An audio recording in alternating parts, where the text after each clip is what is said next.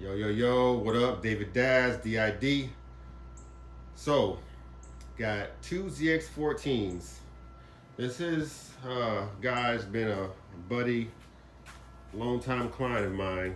Doesn't matter where I freaking move to, he seems to sniff me out and get his bikes to me to get worked on, whether it be Arizona, Texas, and Florida now. So, I'm in Tallahassee.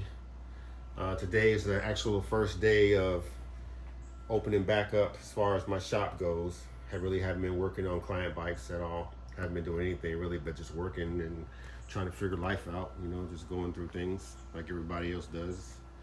But anyway, if you want to get some work done or some questions on how to or what you got going on,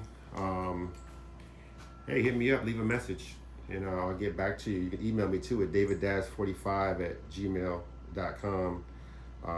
This guy actually brought his bikes to me.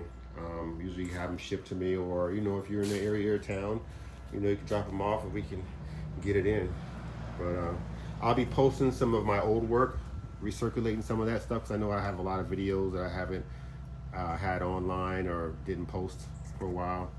But this is my shop, and hit me up. We'll see what happens. David Daz.